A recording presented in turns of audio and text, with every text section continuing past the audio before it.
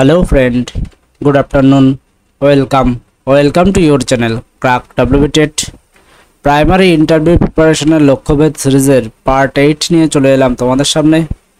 তো আজকের এই ভিডিওটিতে তোমরা জানতে পারবে প্রিভিয়াস ইয়ার ইন্টারভিউতে জিজ্ঞাসা করা কয়েকটি প্রশ্ন এবং নতুন ইন্টারভিউতে কী ধরনের প্রশ্ন আসতে পারে সেই ট্রিকগুলি নিয়ে আজকে তোমাদের সাথে আলোচনা করব।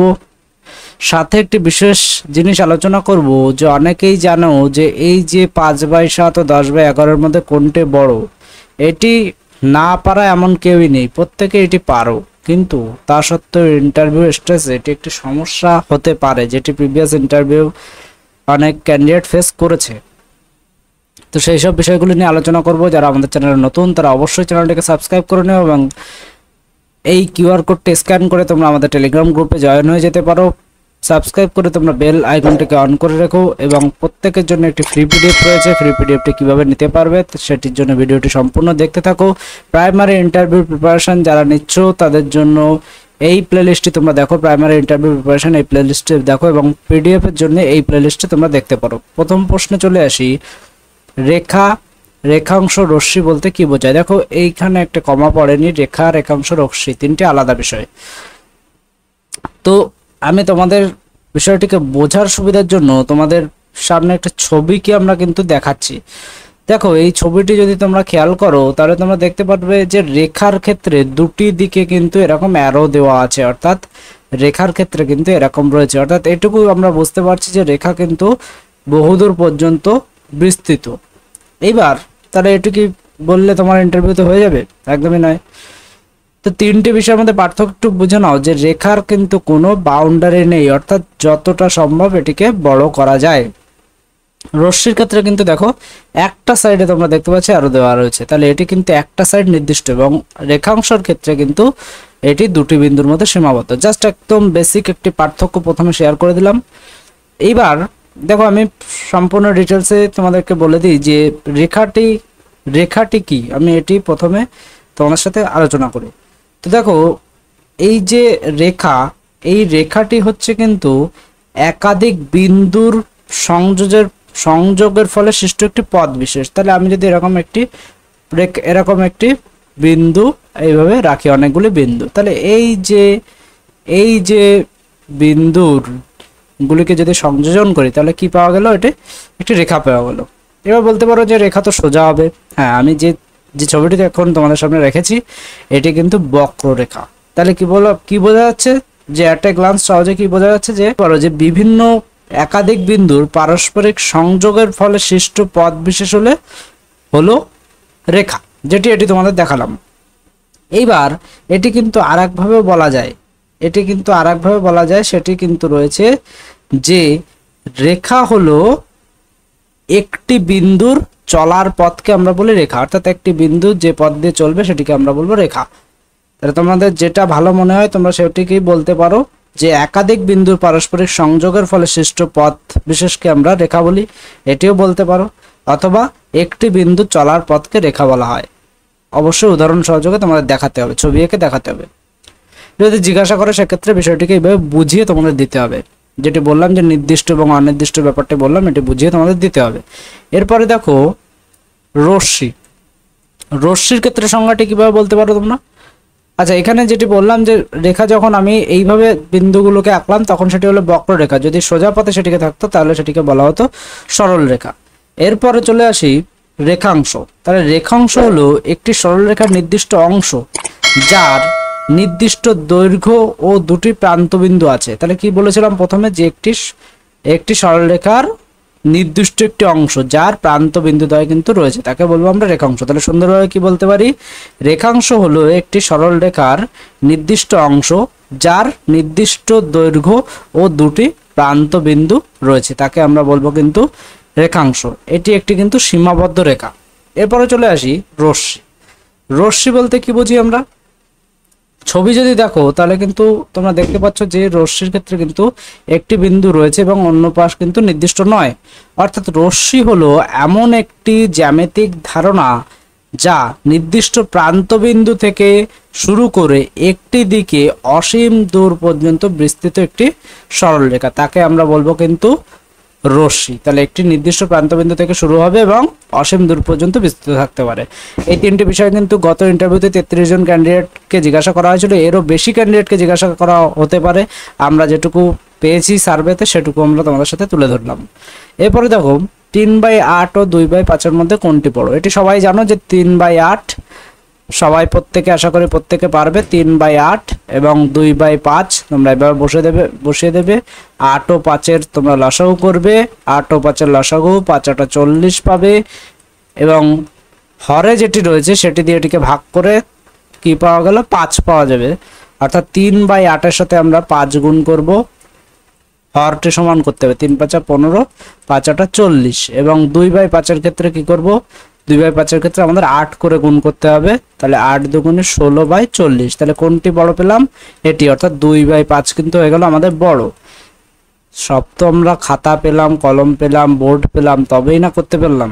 কিন্তু যদি তোমাকে এরকম ধরনের প্রশ্ন ডিরেক্ট জিজ্ঞাসা করা হয় এবং স্ট্রেসে বসে, এটুকু আমি গ্যারান্টি দিচ্ছি যে 80% ক্যান্ডিডেট কিন্তু ভুল ক্যালকুলেশন করে ফেলবে। কারণ এটি কিন্তু স্ট্রেস ইন্টারভিউ রুম, খাতা কলম যখন পাবে তখন কিন্তু বিষয়গুলি এত সমস্যার হবে না। তো সেক্ষেত্রে কিন্তু আমাকে কিছু স্পেশাল ট্রিক জানতে হবে। কি? 3/8 ও 2/5 কোনটি বড় জিজ্ঞাসা করা হয়েছে। তাহলে তোমাকে কিন্তু এর সাথে এর গুণ করে দাও, অর্থাৎ কত পেলে? 3 × 5 = 15 এবং এর সাথে 8 × 2 = 16, কত পেলে? 16। তাহলে কোনটি বড়? 2/5 বড়। তাহলে কোনটি তোমার কাছে বেটার? তাহলে তোমাকে কিন্তু এইটি জানতে হবে। এ ধরনের প্রশ্ন কিন্তু 26 থেকে 30 জন ক্যান্ডিডেটকে কিন্তু করা হয়েছিল। অন্য বিভিন্নভাবে কিন্তু এই ফিগারগুলো চেঞ্জ করে কিন্তু ইন্টারভিউতে জিজ্ঞাসা করা হয়েছিল। নেক্সট প্রশ্নে চলে আসি। 1 মৌলিক না যৌগিক কি ধরনের সংখ্যা? অর্থাৎ 1 কি ধরনের সংখ্যা, এটি হচ্ছে মোদ্দা কথা প্রথম প্রশ্ন। দেখো আমি মৌলিক, এখানে দুটো জিনিস পাচ্ছি। আমি মৌলিক উত্তরটি ডাইরেক্ট বলে দিতে পারতাম, কিন্তু আমি বিষয়টি তোমাদের সাথে একটু শেয়ার করি। দেখো মৌলিক আর যৌগিকের সংজ্ঞাটি কি? এই প্রশ্নটা কিন্তু 83 জন ক্যান্ডিডেটকে করা হয়েছে। তো মৌলিক এবং যৌগিকের মধ্যে সম্পর্ক বা যে আলাদা বিষয় সেটি কি একটু জানি। প্রথমে মৌলিকের ক্ষেত্রে যে বিষয় সেটি কিন্তু রয়েছে কি, যে সংখ্যার ঠিক দুটি গুণনীয়ক থাকে। অর্থাৎ আমি যদি বলি তোমাকে 13, তাহলে এই সংখ্যাটির গুণনীয়ক বা উৎপাদক কি হবে? 1 এবং 13। অর্থাৎ যে সংখ্যার দুটি উৎপাদক থাকবে 1 এবং সেই সংখ্যা নিজে, তাকে বলবো আমরা মৌলিক সংখ্যা। নেক্সট যৌগিক সংখ্যার একটু সংজ্ঞাটি দেখে নিই। যৌগিক সংখ্যা আমরা কাকে বলবো? যৌগিক সংখ্যা হচ্ছে যে সংখ্যার 2 এর বেশি গুণনীয়ক থাকবে। অর্থাৎ আমি যদি 12 ধরি, তাহলে এই সংখ্যাটির উৎপাদক ধরো 1, উৎপাদক হতে পারে 2, উৎপাদক হতে পারে 3, উৎপাদক হতে পারে 4, উৎপাদক হতে পারে 6, উৎপাদক হতে পারে 12। তাহলে এই সংখ্যাটির যে উৎপাদক সেটি কতগুলি পেলাম? 1, 2, 3, 4, 5, 6টি। অর্থাৎ দুটির বেশি। মৌলিকের ক্ষেত্রে আমরা দেখেছিলাম কটি? দুটি। মৌলিকের ক্ষেত্রে উৎপাদক সংখ্যা 2টি, আর এক্ষেত্রে কিন্তু 2 এর বেশি হতে হবে, তবেই সেটিকে আমরা বলবো যৌগিক সংখ্যা। এবার 1-এর ক্ষেত্রে তোমরা যদি বিশ্লেষণ করো তাহলে নিজেরাই বুঝতে পারবে। 1-এর ক্ষেত্রে কিন্তু আমরা কি পাবো? শুধুমাত্র 1। তাহলে এটিকে কি বলবো আমরা? মৌলিক বলবো না যৌগিক বলবো? সুতরাং কিন্তু 1 মৌলিকও নয়, যৌগিকও নয়। তাহলে মৌলিক ও যৌগিকের কনসেপ্ট তো আমরা জেনে গেলাম। এবার তোমরা বলো তো 2 কি ধরনের সংখ্যা? তোমরা কমেন্ট করে জানাও দেখি। আমি তো অবশ্যই তোমাদের সিস্টেমটি বলে দিলাম কিভাবে মৌলিক এবং যৌগিকটি নির্ণয় করতে পারবো। তোমরা কমেন্ট করো 2 কি ধরনের সংখ্যা। তো তোমাদের জন্য যে ইনফরমেশন রয়েছে প্রাইমারি ইন্টারভিউ প্রস্তুতির জন্য মোট 3টে PDF, PDF 1, PDF 2, PDF 3। PDF 1-এ রয়েছে ইন্টারভিউ প্রিপারেশনের জন্য যে সমস্ত ভয় ভীতি বা কিভাবে প্রিপারেশন নেবে সমস্ত বিষয়গুলি পিডিএফ 1-এ পেয়ে যাবে। পিডিএফ 2-তে জিকে, ইন্টারভিউ রিলেটেড জিকে, সমস্ত জিকে, রাজ্য প্লাস দেশের সমস্ত জিকে গুলো পেয়ে যাবে, যেগুলোর মধ্যে রয়েছে লোকসভা রাজ্যসভার আসন, রিসেন্ট প্রকল্প, সমস্ত বিষয়গুলি পেয়ে যাবে। পিডিএফ 3-তে প্রিভিয়াস ইয়ার ইন্টারভিউর প্রশ্ন এবং উত্তর রয়েছে। 3টে পিডিএফ মিলে মোট 480টি পেজ। এবং ফ্রি পিডিএফ এর জন্য তোমরা ইন্টারভিউ ফ্রি পিডিএফ লিখে এই নম্বরে হোয়াটসঅ্যাপ করবে। পেইড পিডিএফ এর জন্য ইন্টারভিউ লিখে এই নম্বরে হোয়াটসঅ্যাপ করবে। ফ্রি পিডিএফটি একটি পাসওয়ার্ড প্রোটেক্টেড রয়েছে।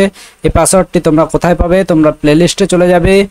প্লেলিস্ট অপশানে গিয়ে ইন্টারভিউ পিডিএফ বুক, এই প্লেলিস্টে গিয়ে তোমাদের এই ভিডিওটি দেখে নিলে কিন্তু তোমরা পাসওয়ার্ডটি পেয়ে যাবে। নেক্সট প্রশ্নে চলে আসি। নেক্সট প্রশ্ন রয়েছে, ছন্দের জাদুকর কাকে বলে এবং বিদ্রোহী কবি কাকে বলে, তাদের লেখা একটি কবিতা বলুন।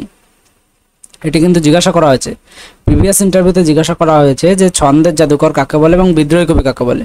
তো এই প্রশ্ন সংক্ষিপ্ত উত্তর দিয়ে দেবে যে ছন্দের জাদুকর বলা হয় সত্যেন্দ্রনাথ দত্তকে। তার লেখা একটি কবিতা হলো ইলশে গুড়ি ইলশে গুড়ি ইলিশ মাছের ডিম, ইলশে গুড়ি দিনের বেলায় হিম। এই 4 লাইন বলে দিলে কিন্তু এনাফ। তাহলে বলে দেবে ছন্দের জাদুকর সত্যেন্দ্রনাথ দত্ত এবং তার লেখা একটি কবিতার 4 লাইন বলে দেবে। বিদ্রোহী কবি কাকে বলা হয়? বিদ্রোহী কবি বলা হয় কাজী নজরুল ইসলামকে। তার লেখা একটি কবিতা হলো মোরা এক বৃন্তে দুটি কুসুম হিন্দু মুসলমান। যদি পারো 2-4 লাইন বলে দিতে পারো, যদি জিজ্ঞাসা করে। এক্সট্রা বলার দরকার নেই, কারণ আমি বলেছি যে ইন্টারভিউতে এক্সট্রা ক্যালি তোমরা কখনোই করতে যাবে না, এটি কিন্তু তোমাদের জন্য খারাপ হতে পারে। তো তোমাদের ইন্টারভিউ প্রিপারেশন কেমন হচ্ছে তোমরা অবশ্যই কমেন্ট করে জানাও। আমাদের ক্লাসগুলো তোমাদের কেমন লাগছে তোমরা অবশ্যই কমেন্ট করে জানাও। আর একটি কথা বলে দিই, কাট অফ নিয়ে আমরা যে ভিডিওটি করেছি, আমি বারবার বলছি ওটি কিন্তু safe score, not cut off. Safe score অর্থাৎ ওই নাম্বার যদি তুমি অ্যাচিভ করতে পারো তোমার চাকরি নিশ্চিত। এই লক্ষ্যে কিন্তু প্রত্যেকটি কাট অফকে একটু বেশি বেশি ধরেই করা হয়েছে। ওই নম্বরটি যদি তোমরা অ্যাচিভ করতে পারো তাহলে তোমাদের চাকরি কনফার্ম। ওর থেকে কমেও তোমরা কিন্তু সিলেকশন হয়ে যেতে পারে। বিষয়টি ভালো করে কি কি বলা হয়েছে বিষয়গুলি বুঝে তারপর তোমরা ভিডিওগুলিকে দেখবার চেষ্টা করো। Thank you.